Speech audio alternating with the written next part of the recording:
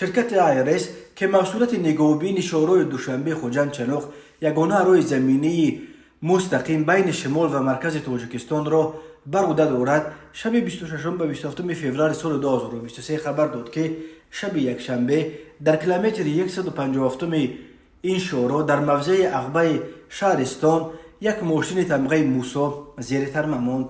در نتیجه 3 نفر در مکان حادثه به هلاکت رسیده. یک مسافر دیگر این ماشین را در بیمارخانه نویه شهرستان بستری کردند. در اطلاع گفته می شود که کارمندان آیرس یک جایه با متخصصان کمیته حالتهای فوق‌العاده فوری به مکان حادثه رسیده برای نجات این افراد تمام کوشش را به خرج دادند، ولی متاسفانه این حادثه تلفات جانی به جا گذاشت. آیرس به اهل خانواده و پیوندان شخصان فوت دیده عرض تسلیت کرده برایشان از درگاه خداوند صبر جمیل خواسته است و همزمان از همه رانندگان خواهش کرده است که هنگام حرکت در مسیر دوشنبه چنوق با دقت و احتیاط کار باشند.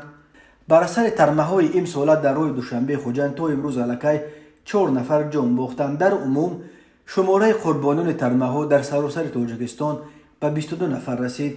18 نفر آنها در ولایت مختار کوهستان بدخشان، از جمله 15 نفر در شهر خوروغ، 1 نفر در نویه شغنان و 2 دیگر در نویه ونج زیر ترمن مانده جان خود را از دست دادند.